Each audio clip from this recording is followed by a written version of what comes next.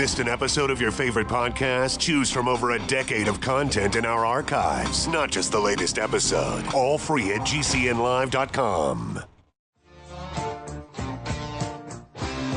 This is your call to action. Get prepared, America. Economy, survival, energy, disasters. This is USAPrepares.com.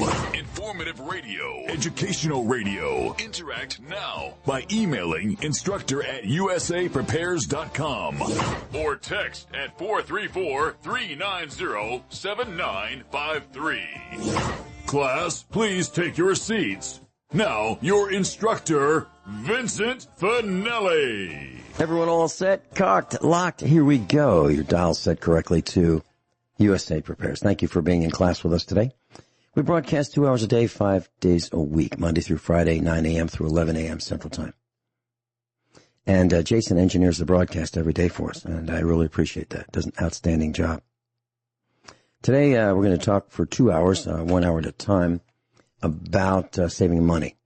Hour number one, we're going to talk with Kevin in Florida about appliances and do-it-yourself repairs, how to save money with appliances, and his thoughts. He is a repair technician. He decided to do this full-time. He put out his own shingle. He's in business for himself, and he is bringing down the average age of the USA Prepares instructors. I think the average age is probably around 65, and he's in his 30s, and he's bringing down the age. And, you know, to find someone with that much knowledge at such a young age is quite unusual. And I'm glad to be broadcasting with Kevin in Florida. Welcome, Kevin. Good morning, sir. It's great to hear your voice. And, you know, I'm so delighted that you wanted to share your information. And when I asked you if you'd like to be an instructor, you accepted. And I really appreciate that, because this is taking money out of your wallet. You're not getting paid for this, and you're sharing time that you could be turning screwdrivers and wrenches and nut drivers and using the wire strippers and crimpers and so forth. And I really appreciate it, and I know our class does as well. So where would you like to begin, Kevin? Well, I'd like to pick up where we stopped or where we left off, but I also want to say that I know you could be doing other things on your farm, and I've been listening to your show and been a student for over 5 years, and I really, really value this show. So thank you. But yeah, I'd like to look at tools, and I think I mentioned steamers plenty of times in the last broadcast, so everybody got the memo on steamers. But multimeters. Multimeters are crucial as well. Okay, so Kevin, tell us what a multimeter is. So a multimeter is a device that measures different types of electricity.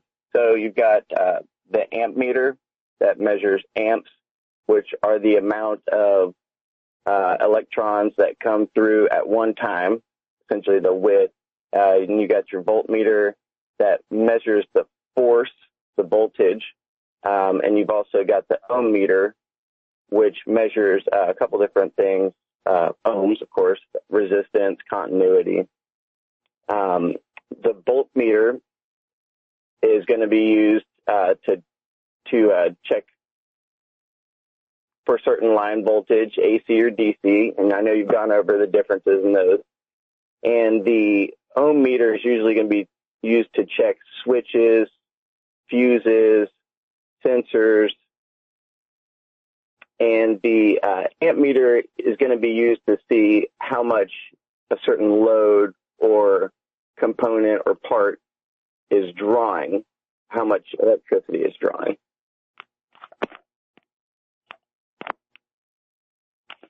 Okay, and they're very inexpensive, class. You can go to eBay and buy one for like $10. And I keep one in the truck. I have a better one that I keep in the automotive shop here at the farm. And our son keeps one in his truck. And we use them all the time. All the time. Now, you can get them in digital or you can get them in analog. My first my first multimeter was called a volt ohm amp meter, and it had a needle with a display. And I still have it. And it was from the 1970s, probably late 60s, actually. And actually, maybe even the early 60s. I used it in my science fair projects. I still have it because I took care of it. It still works just as well today as it did then. And so literally you can use it. You need to know how to set the dial on it so that if you want to measure the current or the voltage coming out of your electrical outlet, see if it's 117 to 130 volts, you can do that, AC, but you need to know how to set it. So it's a great tool. Some of them are very inexpensive. And actually, you can even you used to be able to get them for free at the Chinese factory tool outlet, Harbor Freight. They used to give them to you. You know, you'd walk in the store with a coupon and they'd hand you one. So, you can get them inexpensively. And you don't need to spend a lot of money on them. You really don't. Kevin, please continue. Oh, I actually had to use it the other day when my battery terminals were so corroded. I had to test my car battery to pull out of my customer's driveway. Yep, they're pretty handy. Yeah, I have a recommendation. How do you maintain your battery terminals on your car? Well, I've got that tool that's got the bristle heads on the inside. Mm-hmm. You just put it through the terminal. I use that grease, and I do need to replace my terminal connectors on there. What's your recommendation? Okay, my recommendation is when I wash the vehicles, I take that garden hose with the brass nozzle and I wash off the battery, okay? And I spray off the battery terminals because no matter what you do, they begin to corrode, no matter what. So there's a great reason to wash off the terminals with a stream of water. So I use a mist spray and then I hose it off at a distance, and then I make sure that I remove any acid residue that may come off the battery. I wash off the engine, but I make sure I don't get the sensitive electronic parts wet and cause the vehicle not to start. But I always wash out the battery box because there's sulfuric acid in the battery itself. They always leak. And when they do, the acid drips on the battery tray, which is usually metal, and it will corrode. And eventually, the battery can fall through the battery box, the holding box that secures the battery to the steel around the front of the car. So what I do is I mix up a solution of baking soda and water, typically a tablespoon of baking soda, and I put it in a cup of water, like a plastic cup, maybe something that you get yogurt in. We don't throw anything out around this house, so we use everything many times. So we save the yogurt cups, and put the water in there and the baking soda, and I have a little brush, and about 1 inch wide. And I put take the battery terminal off and put it in this cup of water, and I brush the baking soda solution around it, and it neutralizes the acid residue on the battery terminals. Then I clean it with that little brush that you're talking about, or I use a copper wire brush. It's for copper pipe. It's actually a steel brush, but for copper pipe, and it's about 3/4 of an inch in diameter. And I put that in the battery terminal. Turn it around a couple times.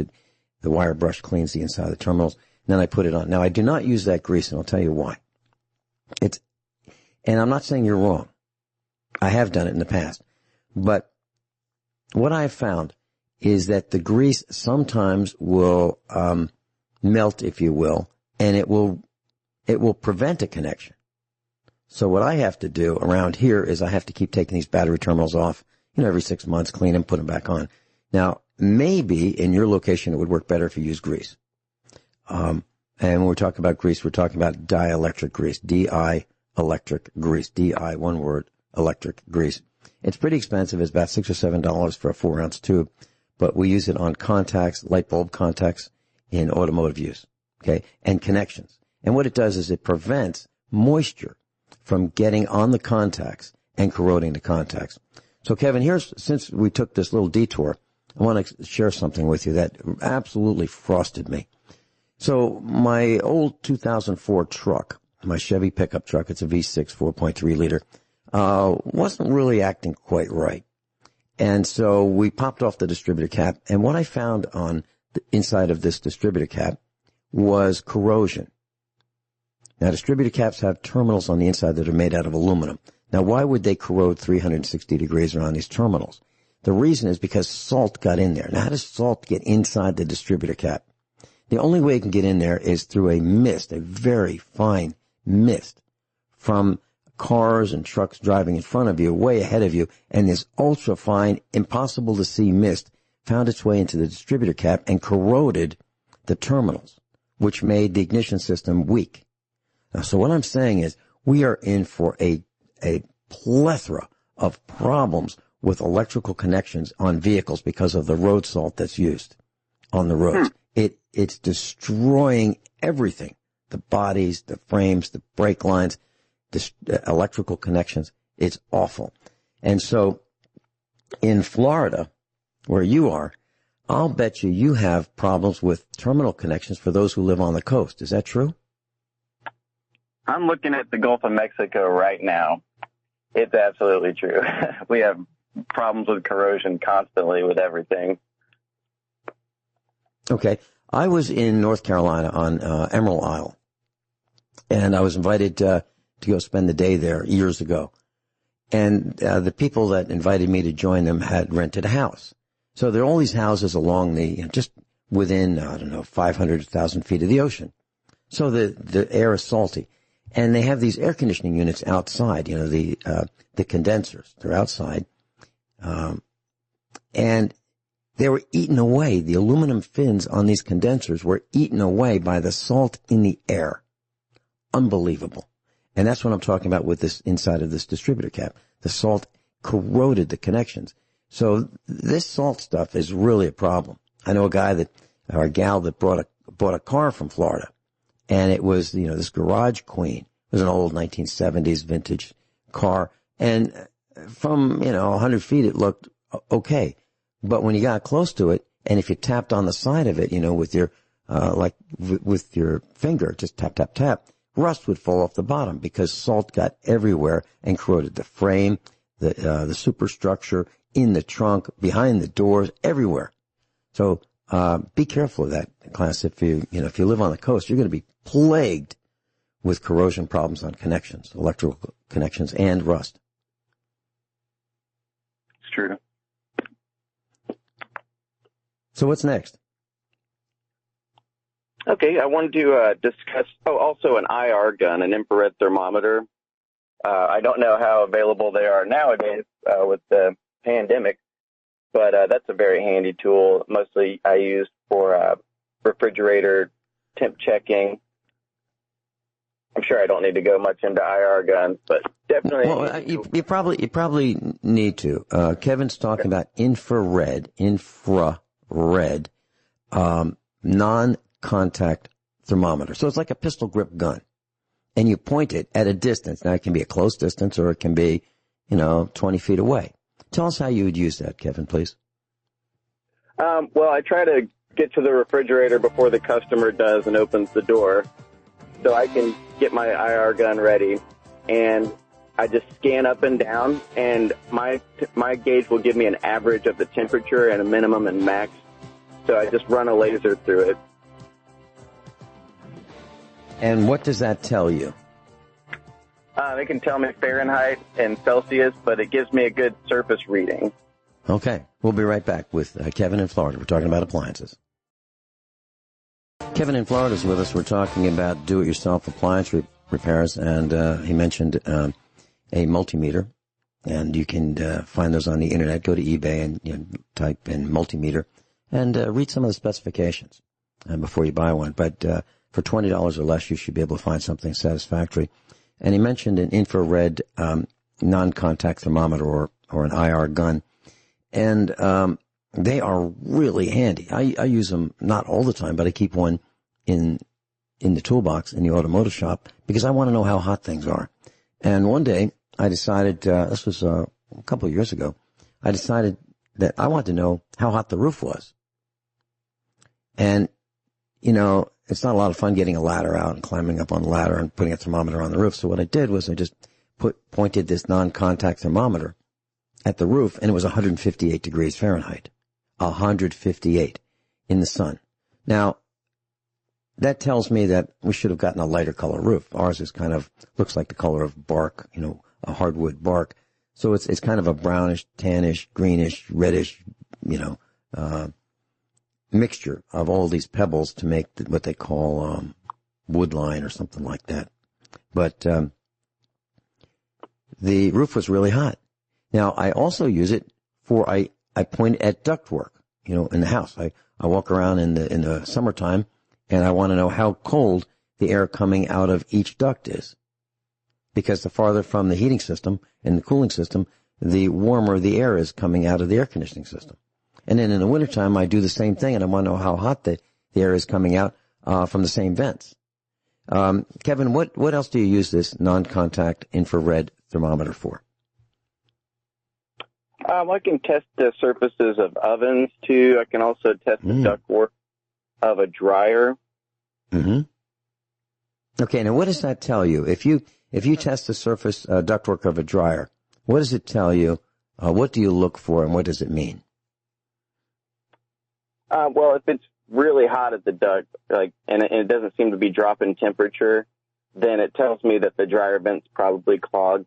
And we discussed that last time, how, you should mark your calendars if you've got a long dryer vent and just plan on cleaning it at least annually.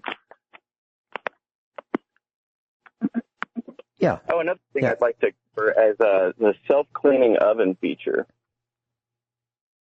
I highly recommend never using the self-cleaning oven feature. It gets the oven way too hot, will often break a thermal fuse while the oven's locked, which makes it pretty difficult to work on and find the model number. And then also it can do major damage to the control board, which is usually above the oven, so the heat rises to damage the control board. Okay, so let's talk about how this works. So we've got an oven that we've been using for, I don't know, let's say a year or two or three or four or five, and there's some spills and boil-overs, and so the oven doesn't look so great, so we want to clean it. So all you do, right, is you lock the door with this sliding latch or some kind of a latch. You set it onto self-clean, and what happens next, Kevin? That oven can get up to 550 degrees. And if it's not properly ventilating through the vent system that it's got, oftentimes they're underneath a burner element if it's an old coil on the stove, and maybe you've got a pot sitting on it, and it's not venting the oven properly so it can circulate the heat and not get too hot. Well, it'll blow the thermal fuse, or it could damage the control cord while the oven door is locked. Okay, so what you're really saying is, in many ways, is that oven gets really hot. Because if you think about it, when you're using the oven under normal circumstances, you might get up to 350, 375 degrees, right? Well, we're talking 200 degrees higher than that, 550 degrees. And why does it get so hot? What is the purpose of that heat, Kevin? To burn off all of the crusty things that have fallen to the bottom of the oven, or basically do all the elbow grease work that people don't really want to do. Mm-hmm. Yeah, it's too hard to clean the oven. And I'm being facetious. It's not too hard to clean it. Now, when a person uses the self-cleaning feature of an oven, what happens to that? Does it smoke, Kevin? Does that crusty stuff, that oily grease, does that become volatilized and go into the air and then come out into the kitchen? Is that what happens? It does, and it catches the little bits on fire and can burn the bake element up too. Yeah. And let's talk about, when we come back, a little bit more about why you shouldn't do it because of that control board and how expensive is that to fix. Class, it used to be called Decoration Day, and now it's called Memorial Day. And that will be Monday coming up, the day that we honor those who died in defense of our country. That's Memorial Day. And it is not the same as Veterans Day. Veterans Day honors all those in service. Memorial Day honors those who have died in defense of our country. Kevin, we're talking about self-cleaning ovens, and you mentioned the control board. What is the control board? What does it do? Why is it sensitive, and how much does it cost? The control board is the brains of the operation. It is digital, and it's got microprocessors on it quite often. It's got relays, and what it does is it directs the power to the load or part that needs to be used. And when they break, they're at least $100 on a good day. And they're usually proprietary to each model, so there aren't different aftermarket parts or universalized ones. So the price is usually going to get expensive. And quite often they get discontinued after 10 years or so. None of that is good news, class. And from my understanding, Kevin, correct me if I'm wrong, but heat is one of the, if not the number one enemy of electronics. It's really close to it. Like an electromagnetic pulse might be right up there with heat. But if you think about it, your computer has a fan that's blowing all the time to get the heat out, because if the fan stops, the computer will either shut down or self-destruct. And what Kevin is telling you is that the operation of the self-cleaning feature of your oven at 550 degrees, that heat migrates up toward the control board because heat rises. The control boards are up near the cooking surface, and heat migrates up that way. And when those control boards get hot, they tend to fail faster. And that's an expensive proposition. So don't use it. It's as simple as that. Is that right, Kevin? Don't use it, and especially don't use it before a major event, such as holidays or a party that you're going to have, because you might have a hard time getting a repair guy to come out and get it all done as quickly, especially if you can't find them the model number because it's locked behind that door. Okay. Now, Kevin, the next question I'm going to ask you is kind of a loaded question, but I'm really interested in your answer to this. And, class, this is going to reveal a lot of things about design of products. It's not a loaded question to trick Kevin. I know he knows the answer to this.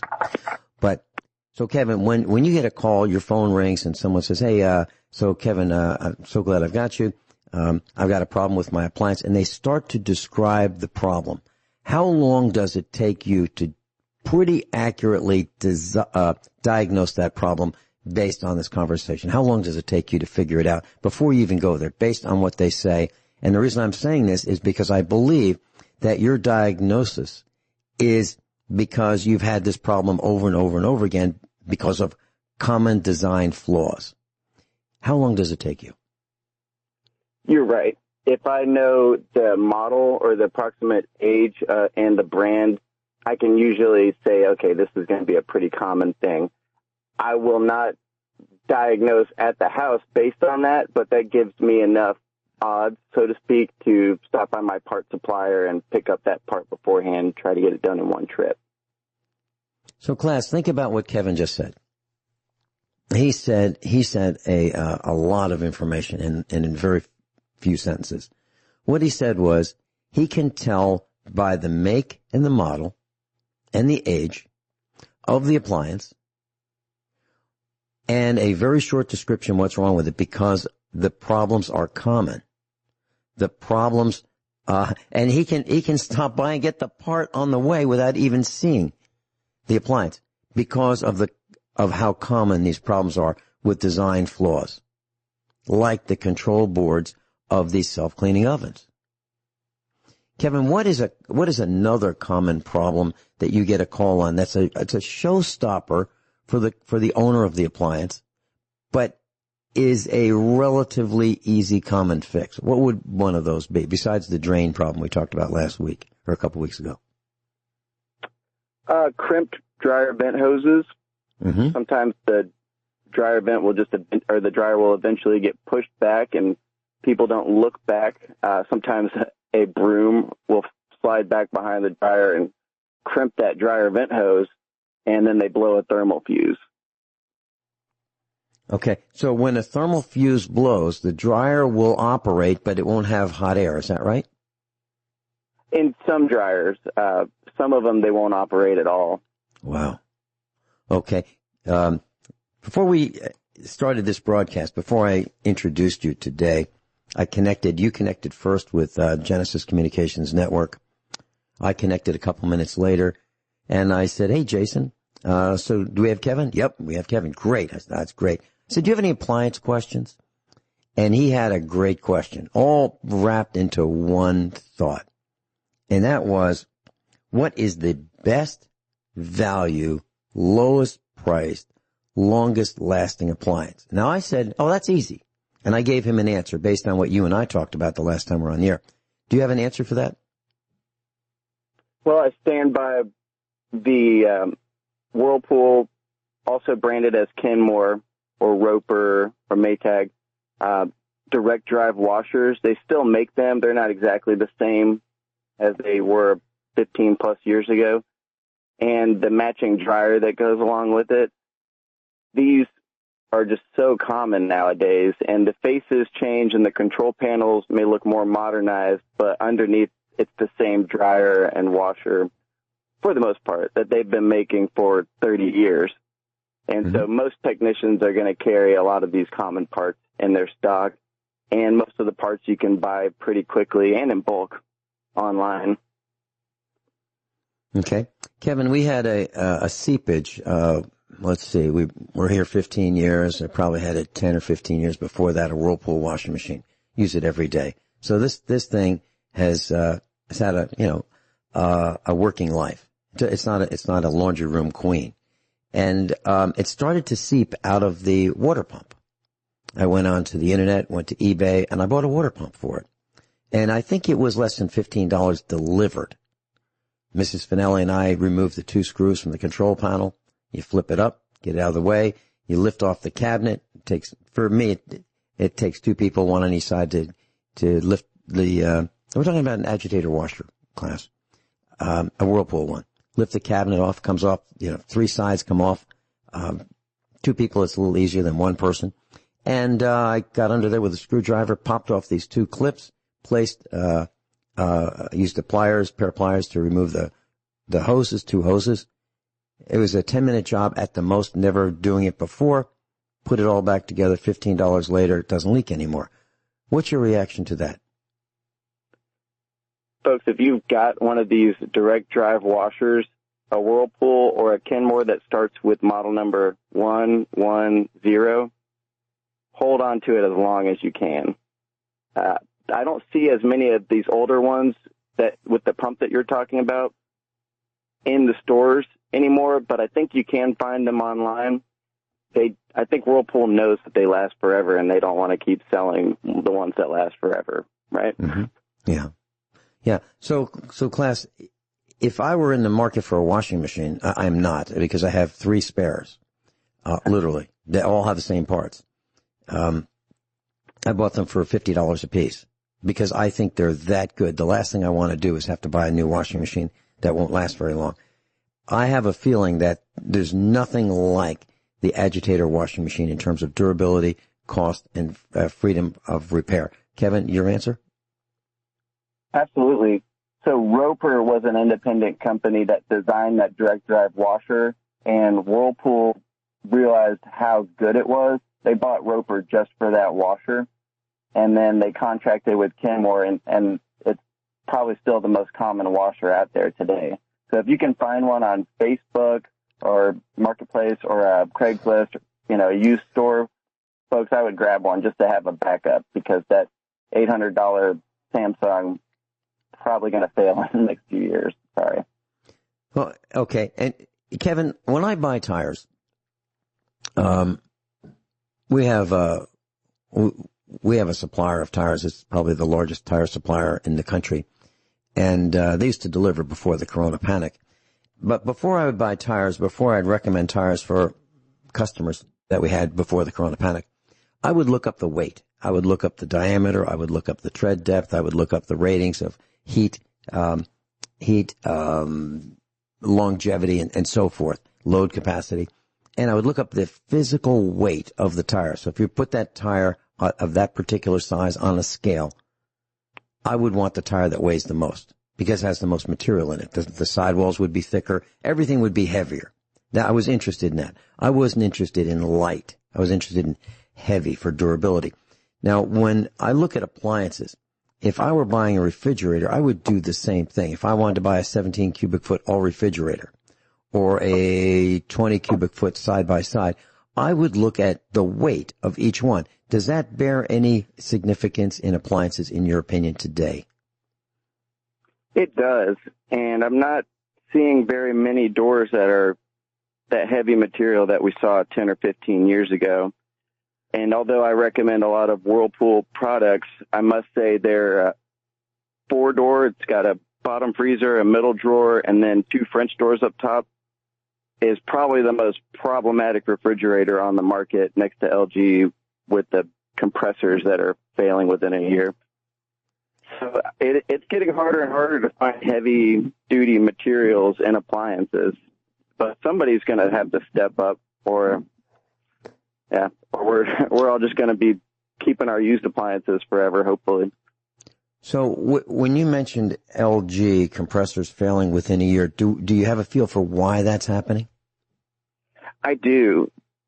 They rush to market, and they design these compressors from what I've researched and from what other professionals have told me, to use a refrigerant that's sort of lighter in viscosity, that's called R600, and there were regulations behind it, so they didn't use R600 like they should have for this compressor, and instead they used R134A refrigerant, and it's blowing seals in the compressor, and then it gets caught in the system, and things sort of snowball rather quickly, and the complaint I get is, my fridge is not cooling at all. Mm-hmm. And it's only 3 years old. And out of warranty, right?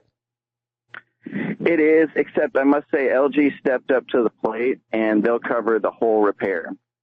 Okay. So what is the repair? LG, the repair is a new compressor, a new dryer filter or filter dryer, which is a part of the refrigerant system that collects moisture.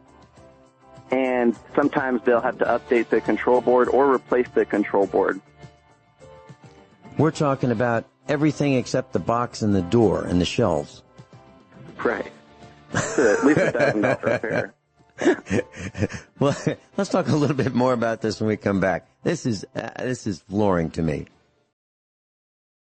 So, class, my jaw dropped. I did a little bit of research during the break about LG refrigerators. Those things can cost $8,000. They've got televisions in them. They've got Wi-Fi. So I was looking for reviews, and I found one. And now this is doublespeak. So the review on this LG refrigerator says, love it. Love this new LG refrigerator. My old one was still running, but not that great. And no space. The LG has so much storage room. We love the dual ice makers. It's so quiet. And the doors don't even make a sound when you shut them, like at night when you're getting a nighttime snack, to be quiet. Very pleased. Kevin, that's a ridiculous review, in my opinion. Dual ice makers? You got to have dual ice makers now? Why? Well, that sounds like a professional customer right there. Oh, geez. Yeah. So, class, when you read reviews like that, well, Kevin, what would you say? Would you consider that a viable, valid, authoritative review? I have never heard that from a customer, and I would venture to guess that many of these manufacturers have marketing departments that specialize in leaving reviews. Yes. Yes. Kevin, I've got 2 questions remaining. Boy, that time went so fast. One question is, what are people doing wrong when they buy an appliance? Whether it be a washer, a dryer, a stove, a refrigerator, a dishwasher. What are they doing wrong, in your opinion? Based on what you see that they have already bought that you're there to fix. What have they done wrong? Well, with appliances that heat up, which is basically anything that doesn't wash, even the refrigerator heats up, they compartmentalize them very tightly in cabinet spaces, and they don't get to exhaust their heat. So same with ovens, they'll put it in a very nice cabinet, sometimes just drop it in there, and it doesn't get to exhaust its heat. So that's going to age the appliance much faster. With dishwashers that is and washing machines. Go ahead. Sorry. That is a really good point. I've seen that. I've seen I was at a guy's house. They bought some custom cabinets. They said to the cabinet guy said, okay, what's the size of the refrigerator? And they got the dimensions, depth, width, and height. And they made the cabinet opening the same exact size. So you'd have to put Vaseline on the refrigerator sides to get it in place. No place for the heat to go. And you know that exactly what you said. That refrigerator freezer is not going to last very long. That's right. And with dishwashers and washers, they tend to leave the door shut when they're supposed to be propped open a little bit to release some of that moisture and not cause mold or an odor. People often complain about the odors, especially with front-load washing machines. Yeah, what a dumb idea, class. Think about it. You know, you've got water sloshing around in there. It's like turning a jar on its side after you've opened it and putting that jar in the refrigerator. How many of you would do that? Nobody. Why? Because it might leak. It's a dumb idea. It's always been a dumb idea. Since the 1950s when they first came out, it was a dumb idea. It's still a dumb idea. That's why a top-load washing machine is the best way to go, in my opinion. Kevin, your thoughts? I agree with top-load washing machines, absolutely. And okay. Another thing I'd like to point out real quick before I go is if anybody wants to learn how to do appliance repair and start their own business, I highly recommend going through a course at mastersamurai.tech.com. It sounds silly. The name sounds kind of silly, but this guy is a fantastic teacher. He's an engineer, and it's really worth the education. And this is a great field to get into if you know anybody who's looking for a career or maybe wants to get out of what they're into. I'd highly recommend enrolling in that course if you want to pursue this career. Kevin, to pursue this career, what are the costs to get into it, meaning tools? What would you need to have? I'd say less than $1,000. Okay, less than $1,000. Right. Yeah, the core appliance repair course is about $400, and the tools might be $300 to $500. Not very many tools. Okay. One other quick question I have on my list is, and that is stovetops. Now, there are glass tops, there are porcelain tops, maybe stainless tops. What are your thoughts in terms of durability? Well, the good old coil burners, the electric burners, seem to be the easiest to maintain and repair if need be. Even the customer could do that. Mm-hmm. The glass top burners tend to cost at least $100 a piece per part. Mm-hmm. And the glass tops themselves are at least $300. So let's say you enjoy cooking with cast iron like I do, you're going to have to be very, very gentle with that cooktop. Okay. Yeah, because you could, the rough edges on the bottom of a cast iron pot or skillet could scratch it and then they could crack. Is that correct? That's correct. And I'd also discourage buying an over-the-range microwave and just getting a hood vent because those microwaves aren't that good as well. Very, very good point. Kevin, will you have some time to come back with us again, in a few weeks? I'd love to, anytime. You're doing a great job. Kevin, I really appreciate your wealth of knowledge and the way you share it here at USA Prepares. Thank you for being with us, taking time out of your busy day. No problem. Thank you. Thank you, Kevin, for being a USA Prepares instructor. We'll be right back after the news and commercial announcements. Everyone all set, cocked, locked? Hour number 2 of USA Prepares. Cathy's with us. Cathy is in Ohio. Welcome, Cathy. Good morning, Vincent. Hey, good morning. So we're going to talk about what? Saving money, canning? Yes. Okay. Where would you like to start? I would like to start, and if I may just say something initially, I did a little bit of research as far as the supply availability before I came on, and I kind of wanted to let you know where I found things and the price, like maybe where's the best place to get them, and also my observation on the quantities of things. I did notice that the canning pots were not that plentiful. I saw one when I was out looking. Those normally run about $35 if it's got the canning rack in it. Sometimes you can find them a little cheaper. The rings and the lids were, in some places they were completely sold out. In other places they had a moderate amount of supply. The prices have gone up too. I've noticed that quite a bit. You used to be able to get them a couple years ago. You could get lids for a standard jar for under $2. Now some of the cheapest I found was about $2.99, unless somebody was running them on sale. So I guess what I'm saying is I know this is not quite into canning season yet, so they may get some, but I kind of finding that the supply chain is breaking down all over with a lot of different things. And now I've noticed in the kitchen area, small appliances aren't there. A lot of the canning supplies aren't there. Those type of pots and pans were low because that was all in the canning section. The stock pots were low. They were out on most of that. So if you can find them, I would say to pick them up if you can find them if you're going to do this. And I guess one of the things that went through my mind when I was looking at all this was I kind of feel like this is an investment in your future. If you can and you can learn to can, there's a upfront cost. You have to buy the jars and the lids and the bands. If you buy new jars, you get a set of lids and bands with those. But then you have to buy the lids after that to replace those.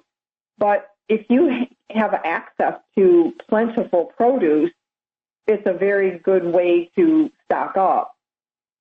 If you don't, sometimes it's almost more expensive to can. If you have to go out and buy the produce, I found that sometimes it's the same cost or even more, depending on the cost of what you choose. So one of the things I did want to mention, I'm kind of digressing off a little bit, but I did go to the fabric store. I wanted to see what the supply chain looked like there.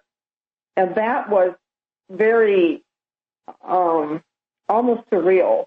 There were no sewing machines. The notions were stripped, very little bit of thread.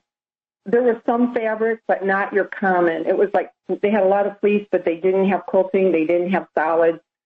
Their upholstery fabric was almost gone. So what I feel like we've been noticing with the meat and all the paper products, now it's filtering into a lot of other products.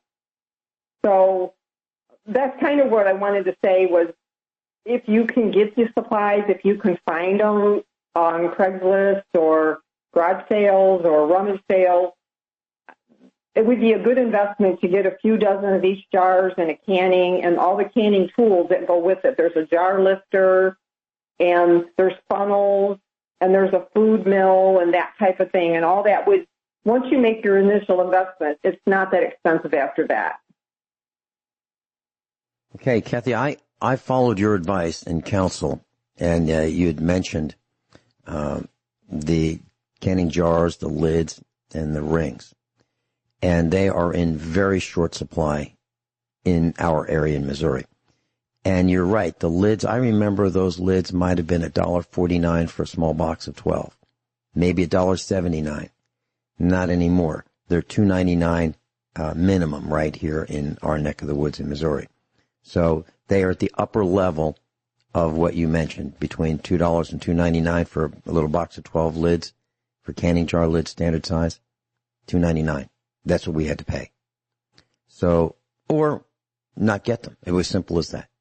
So we got some, enough to do canning for, this year, maybe next year. Now, can you reuse them, the canning lids? Okay. No, not the lids. Okay. What about? You reuse the bands, but not the lids. Right. Okay. And do you have any recommendations for the jars? Anything special? Care of the jars, shocking them, avoid shocking them, that kind of thing with heat? Oh, yeah. What I do is I have a storage cabinet that I put them in, and you can store them. They used to come in a box, which was really nice, and you could stack them. Now they're in like an open box, which is not as handy, but you can stack them that way. But when I get my jars and I'm ready to use them, I run them through the dishwasher normally on the sterilize cycle, and I typically leave them in there. I normally run them like the night before or first thing in the morning, and I make sure they're very clean. You also want to run your finger gently over the rim of it, and if there's any crack, any chips, any depression, just don't even use it. You use it for if you want to store like beans or some dry beans or something like that, or just throw them away, recycle them, because those you won't get a good seal. And when I get done, I have all my counters filled. So if you're going to plan on having big pot, big Tupperware bowls. You could even buy, or even go to like the frosting and bakery section of your department store, like a Walmart or Meijer or Kroger. Ask them to save them. Sometimes they have empty ones, and they have lids. As long as it's a food grade, you could use those for, like if you're canning tomatoes or you're doing apples or something, wash them out, sterilize them real good if you don't have big bowls and big pots. But your jars, you want to keep them really clean, and I typically, when I store them, I will save the used lids, and I'll put an X on them, meaning they're used, or I write used on them, and I put the lid on, and I put the ring back on them as long as everything is real dry inside. That way they stay real clean. I don't get dust in there or debris of any type then. And that's how I do them when I'm not using them. And I normally store them in a cabinet, or I store them in a box that they come in. Very, very good point. What I would say is I can run through your supplies real quick. Okay. And if somebody wants to make notes, this is what I use. I have a canning pot. It has an insert in it that holds 7 jars. That you can use it for the quart. I also bought one for pints, so I can really do 2 at one time. I can process 2 batches at one time. I found a smaller one. So I have pints going in one and quarts going in the other. You can buy standard jars, and you can buy the wide mouth jars. Either one will work. Sometimes if you get wide mouth jars and you're using your standard canner, you can't always fit them all in because the wide mouths take up more room. So you have to sort of play with it. You might be able to get 4 wide mouth in and maybe 3 standard, or maybe 4 standard and 3 wide mouth. So you kind of want to check that. You have to buy the jars. The lids you can reuse. Now, the tip that I use is once I'm done with the lids, I wash them in soapy water and I let them completely air dry. I'll leave them out on the counter. If you put them on when they're wet, they tend to rust. And you can buy aluminum ones that don't rust, but the standard gold-looking color, those will rust if they have any moisture on them at all. And then after a while, you just have to throw them away. You can buy a jar lifter. That's in with the canning supplies. It actually grabs the top of the jar to get it out of the hot water, and then you put it on your counter. What I use is I use a couple big pieces of wood, or I have some long cutting boards that are wood. I would not put it right on your counter because these jars are very, very, very hot. So use something to protect your counter when you take them out. And then you need a jar funnel. And they make a thing called a lid wand. It has a little magnet on the end, and you can put it on your lid when it's in the warm water, and it'll grab your lid out of there so you don't burn your fingers. It's really hard to get them out with tongs or whatever because they tend to stick together. Then you can buy a food scale if you want. Sometimes it's easy if you've got like a baby scale or a different food scale. If you're trying to weigh the amount so you know how much of a sugar solution to put in something or what seasonings you have. And like I said, you maybe have some large bowls or your stock pots and those types of things, because if you're going to be peeling apples or skinning tomatoes, you're going to need probably 3 or 4 bowls to get everything done and get everything ready to go into your canning jars. So those are some of the things, and they do make 2 really good books. I have both of them. One is a Ball blue book. It's a guide to preserving. The price has really gone up on Amazon. I think they're up to like $20 or $25 now. So maybe look on eBay if you can find it. The other one is called Stocking Up. That is on Amazon. I did see that. The lady's name is Carol Hupping, Hupping. And it's made by Rodale, which they make a lot of good books for homesteading and those types of things. And she talks about canning, dehydrating, freezing. It's really, really a well-written, well-made book. And it's worth the money. It has recipes in there. It has the do's and don'ts. One of the tips I would say is if you know someone that can, ask if you can learn from them.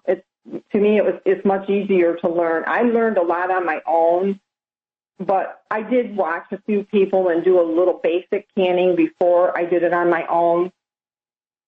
So if you can learn from a neighbor, a grandmother, someone, that would really be helpful because it's just watching the techniques is much easier than trying to read. And you might be able to find some good YouTube. I haven't checked that out, but there probably are many good YouTube videos on that.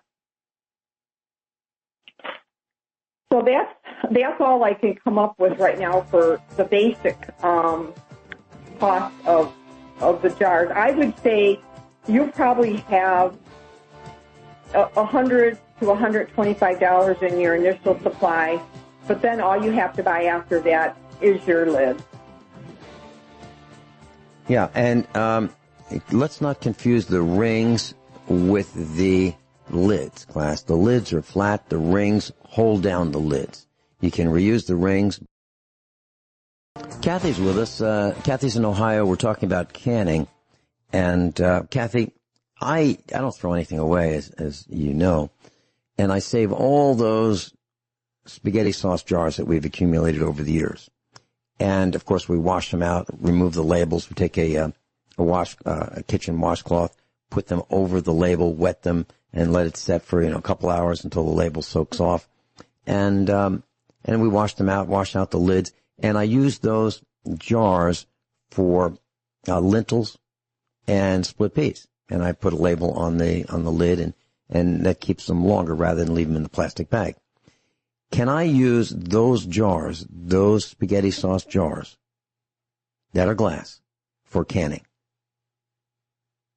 Well, there's some controversy about that. Some people say you can. What I have found is a lot of the openings on those are a little bit smaller than your standard lid. I think Classical might have one that fits the same. Right. When I did a little research about that, most books say not to. They say they're considered single use. I would say if you have one that's thick enough, I think when you look at especially the older jars, if you have older jars, hang on to them. If you look at the thickness of them, it's twice as thick. And I think some of the ones that they use for spaghetti sauce, they're thinner, and they're a little smaller than a quart. When you look at them next to like a standard quart jar, they're a little smaller. I would say you could do an experiment. You could try one when you're canning, and when you're all done and you've let them set for 24 hours and you let them completely cool, I take the bands off, and I typically wipe down the outside of the jar with a warm soapy washcloth. If you can't pry it up, then it's sealed.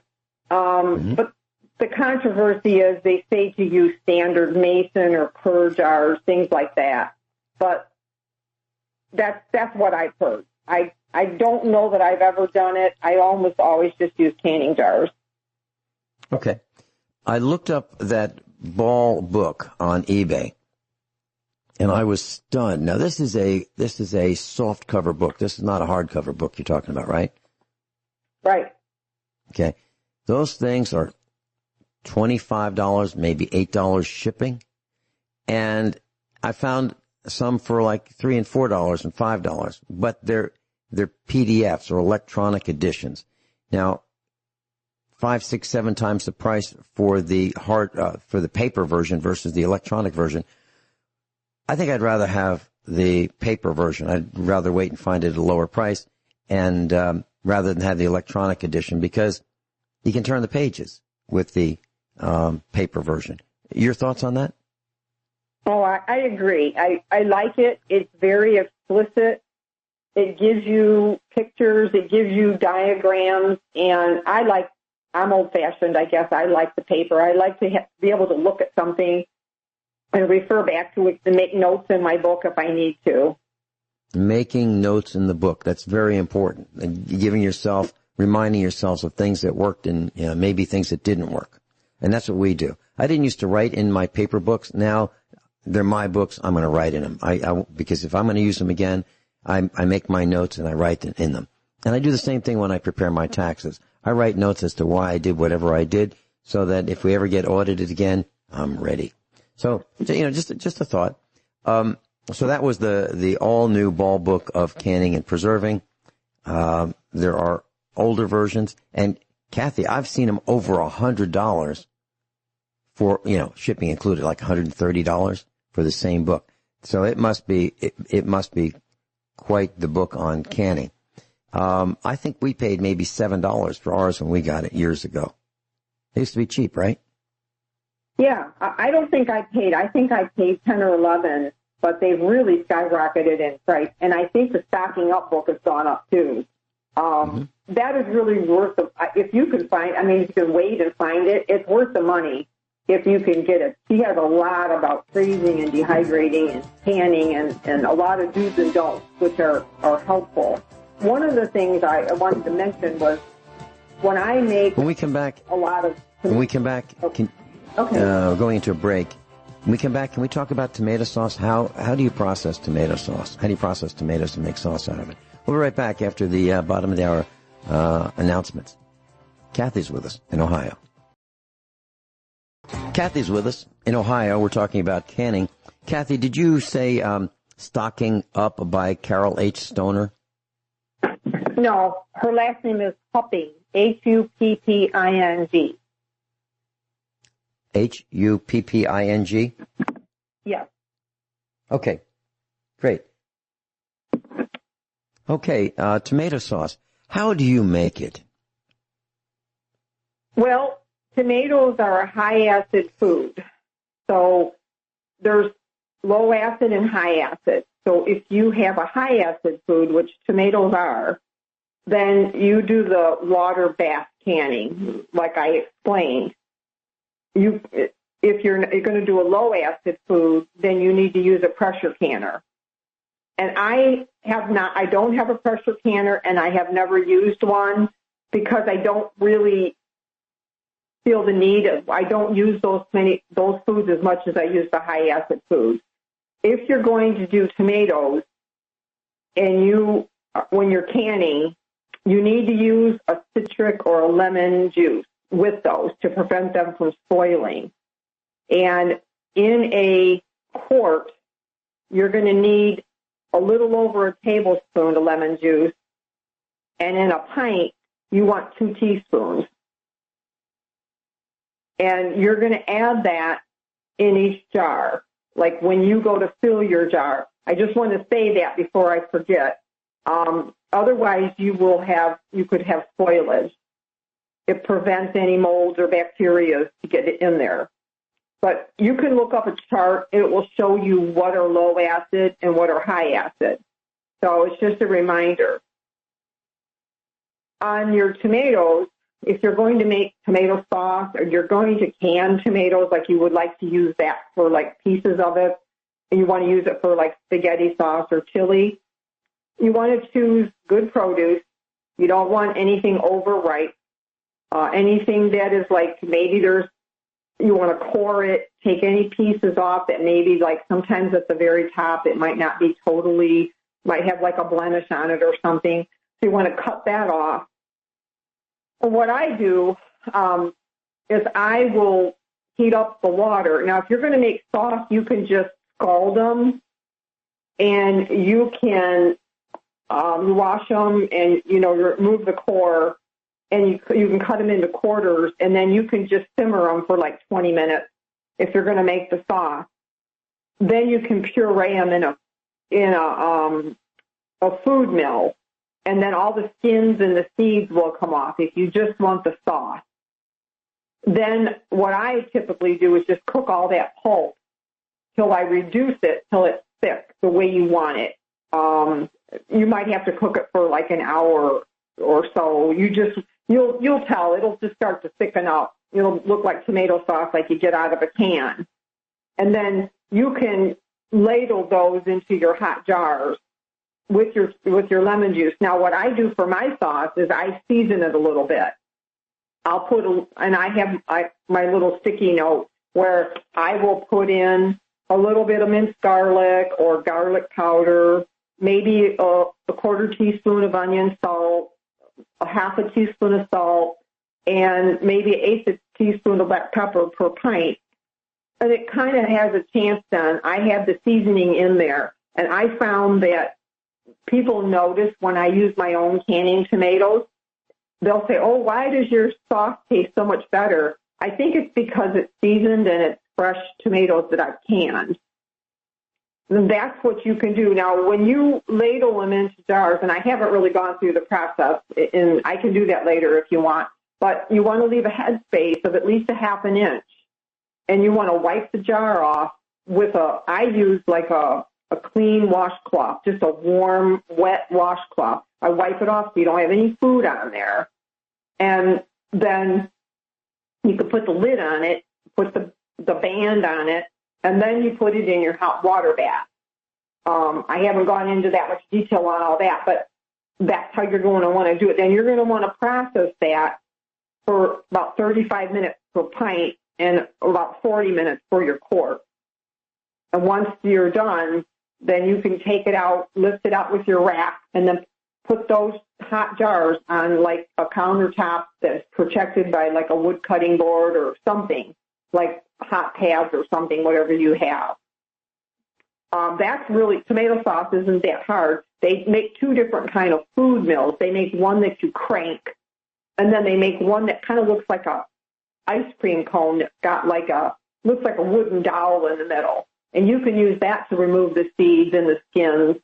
You can also use that for applesauce if you want to take the skins off that way. Both food mills, I have one of each, and you can use either one. Now, if you want to do tomatoes, like say you want the pieces in there, which is what I make the most of because it seems like I use it for vegetable soup and chili and spaghetti and goulash and all those types of things, minestrone soup. It's kind of the same theory where you choose good produce, but I skin them. I get a big pot of hot water and I scald them. Then I put them in a bowl or the sink with ice, and then I skin the tomatoes. I take the skins off and the core. I take the like a little X I put on the bottom of the tomato, and it helps the water to get into the tomato to help the skin come off. And I do the same thing. Then I chop them up myself. I like to cook them down a little bit first. Some people just put the whole tomato in, but I like the pieces because I don't want big chunks in the way we eat it in my spaghetti sauce. I like it smaller. So I'll cook it in a big pot till I get it nice and simmering, probably like 20 minutes or something. Then I do the same thing with my jars with I add my seasonings. It's typically oregano, garlic, salt, black pepper, and the lemon. And I also use the funnel and, wipe everything down. But that goes in the jar as you're putting the tomatoes in, and not in the big pot. It's too hard to figure it out because it varies from pot to pot. So that's how I do it. That's how my parents did it. So I guess I'm a creature of habit. That's how I did it. But when you go to process those into the big pot, you want to make sure you've got about 1.5 inches or 2 inches of water to cover in your big canning pot. And once it comes up to a boil, then you set your timer for, if it's pints, it's 30 minutes. If it's quarts, it's 45. And then you kind of have your whole, I make like an assembly line of all, I keep my jars warm. I keep my lids warm. The other thing with your lids, when you're processing them, you put them in warm, hot water, but don't boil them. Just leave them in there so the rubber part stays warm and soft. And then as soon as you take your jars out and you fill them, you take one lid, you wipe it off, your top of your jar, you wipe it off, put the lid on, and you put the band on. You don't want to crimp it real, real tight, just snug. And then each one of those goes in your canner till you get your 7 jars. Then you lower it into the hot water, bring it up to a boil, and then you set your timer. So it's an all-day affair. Like, I have a note. If I was going to do 1 bushel of tomatoes, or what, I've got a note here. I've got 1 bushel and 1 peck. I got 19 quarts and 15 pints out of that. So that gives me a guideline of how much if I need for the next year. I'll probably make more this year just because I think prices are going to go up. And you can store your tomatoes. I've had tomatoes 2-3 years, and I haven't had any problem. Do you have any questions? Did I miss something? Well, I do have a couple questions. My grandmother had a hand crank meat grinder. And she also had and this was cast iron, and she also had a cone-shaped funnel with a screen, if you will, with that mortar that you're talking about, the wood one. And have you seen a hand crank cast iron type mill that has a screen that is a viable tool? Not one of these cheap plastic ones that, will last once, but one that will last generations. Is there such a thing? Because the screen, the cone screen that you're talking about, like the ice cream cone, we still have that. Yeah. And we have the stand for it. And it's got to be 50, 60 years old. It has to be. There's no question about it. Do you know of, or which one do you like the best? The mill, I like the cone-shaped one. I think it's easier to clean it out. You can just use a rubber spatula, and I just have a big bucket for my compost, and I can get all the skins out that way. I use it especially for tomato sauce and for applesauce. It really works well. I mean, you fill it up to maybe 3/4 full. You just roll that mortar around in there, and as soon as you get most of it off, you scrape off the pulp to a pot, and then you put the rest in the compost. I like that. Now, my dad had this metal one. I don't know if it's the same kind you are, but it fits over the pot, and the crank is on the top, and it's got like a metal screen on the bottom. He had that. I don't believe it was a meat grinder, but that was harder to clean. But I'm the same way. I found my other mill that looks like the ice cream cone shape, that mine's got to be 30 years old too, and it works really well. So that's what I use. Okay. Now, one of the questions I had was there are electronic mills, and they're pretty darn expensive. They come from Italy. They've got a motor on them, and they're different sizes. They're impossible to get them. Extremely expensive.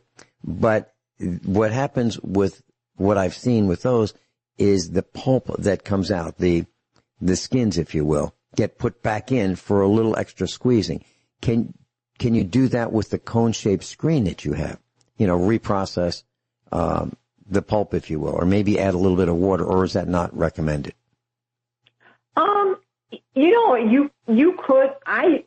What you get off, especially for tomatoes, you're not going to have much pulp left. If you cook if you've cooked them and scalded them and cooked them down to where they're real soft and mushy, it's going to be almost papery thin.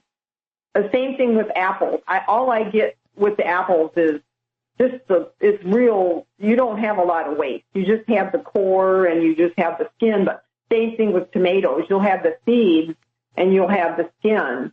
Now, if you don't want to use the mill, you can skin them, like I said, you can just put them in cold water and then drain them, and the skins literally almost slide right off. And those you very seldom, unless your tomatoes are underripe, you won't have much left on those either. I guess you could use the skins for like feeding your animals and things like that. But when I've done them through the mill, I don't have a lot of pulp left on them. Okay.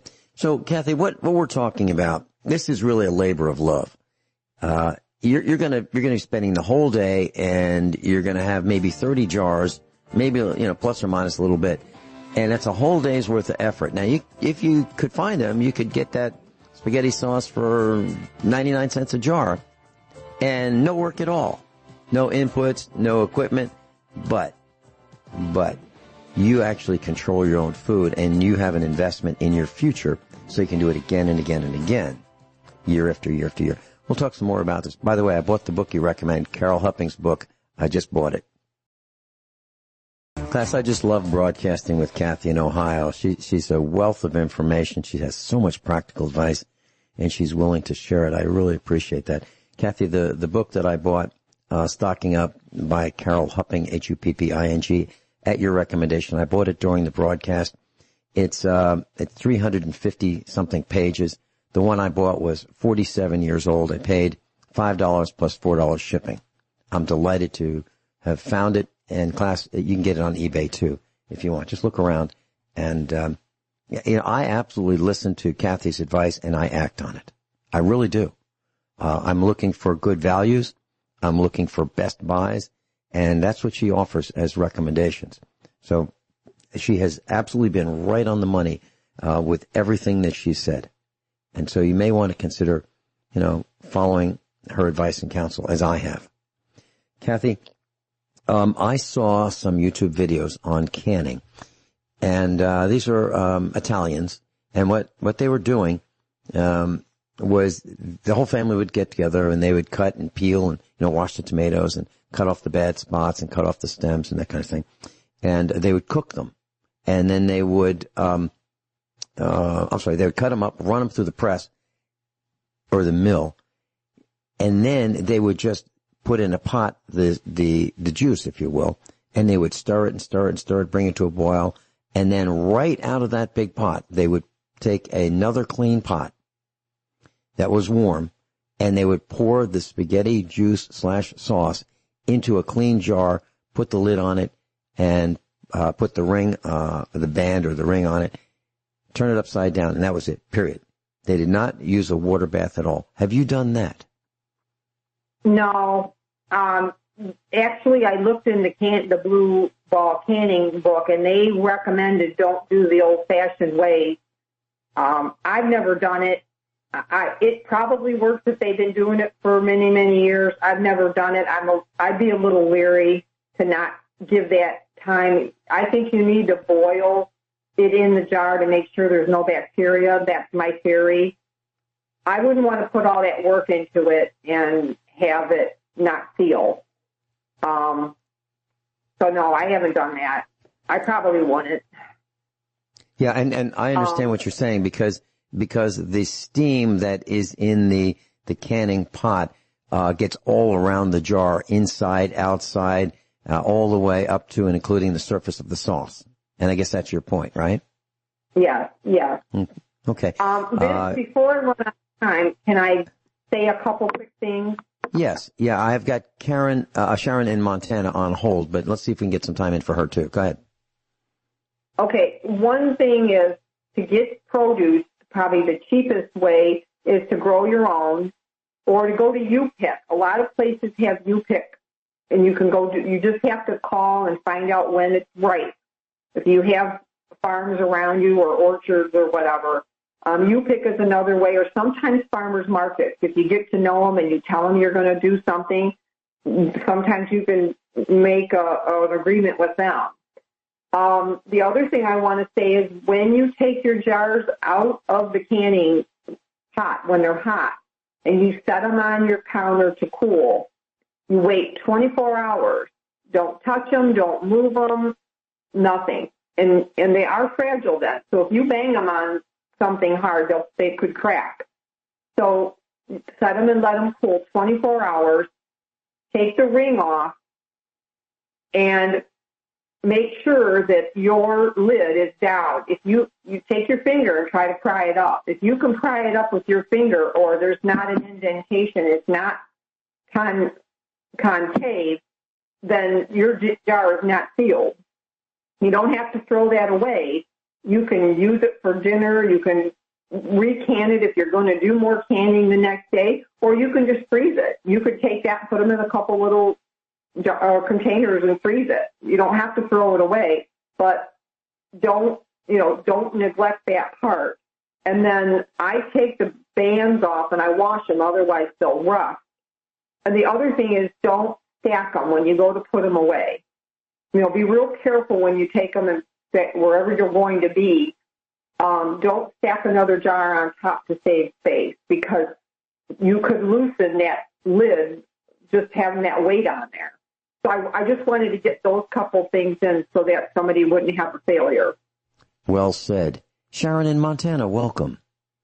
Hey, good morning. I'm sorry to interrupt. I was going to say, if you go online, you can find a back-to-basic food mill for basically $40, and they make life a lot easier. It's a hand crank on the side, and then you can actually take the handle off and put a drill motor on, which my husband did last year, which is hilarious, and it goes really fast. And it will save you a lot of time if you're going to do very much.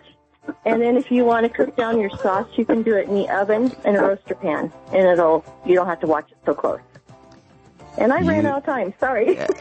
You guys are great. And Kyle, I'm grinning from ear to ear. I can just see him with that, hooking that drill up to save you some time and effort. That was Sharon, too funny. Yeah. Yeah. Give my best to Kyle. Sharon, thank you so much for being with us.